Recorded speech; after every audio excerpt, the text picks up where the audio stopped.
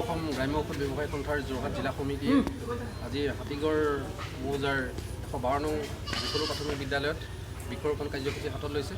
ইয়াত পুৱা 10 বজাত আমাৰ বৃক্ষৰোপণ কাৰ্যসূচী আৰম্ভ হ'ল আৰু বিভিন্ন স্থানীয় ব্যক্তি আৰু আমাৰ এই বিদ্যালয়ৰে শিক্ষাগুৰুসকল উপস্থিত থাকে আৰু আমাৰ এই কাৰ্যসূচী আমি যোৰহাট জিলাৰ বিভিন্ন প্ৰান্তত আমি কৰি আহিছোঁ আৰু তেনেদৰে আমি আগলৈও এনেদৰে কৰি যাম বুলি আমি সংকল্পবদ্ধ হৈ আছোঁ।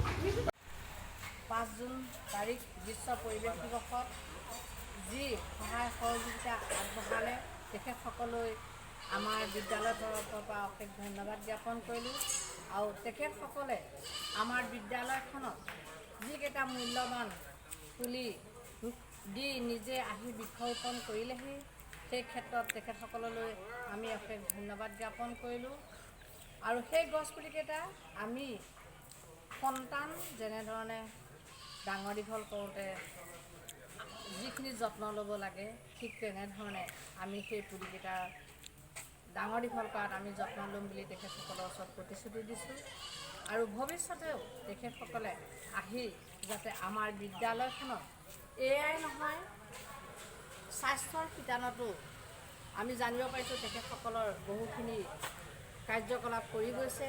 কৰ্মৰাজি আমি গম পাইছোঁ।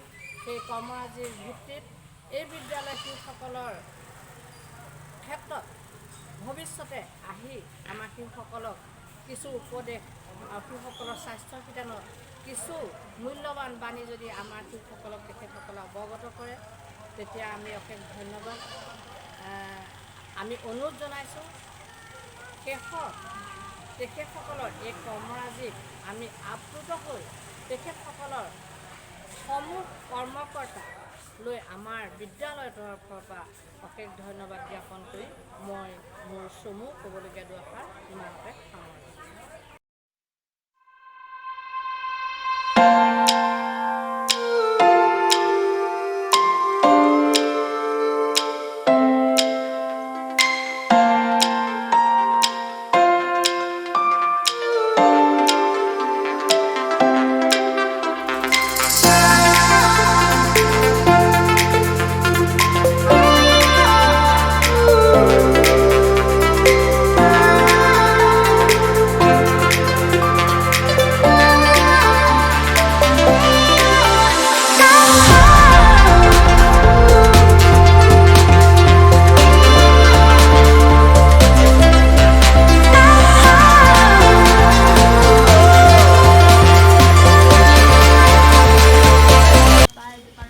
এজোপা হৈছে মধুৰিআমৰ গছ দেখা পাইছে আপোনালোকে আৰু এইফালে ৰোৱা আছে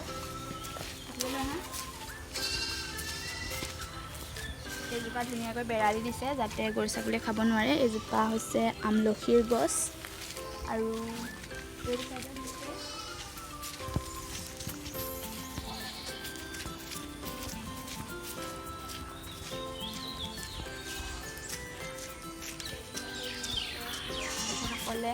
আমলখিৰ গছ আৰু চব কিমান ধুনীয়াকৈ বেৰাটো বনাইছে যাতে গৰু ছাগলীয়ে খাব নোৱাৰে আৰু এনেও নোৱাৰে বাৰু বেৰা দিয়া আছে যিহেতু হ'লেও তেওঁলোকে ধুনীয়াকৈ বনাই দিছে।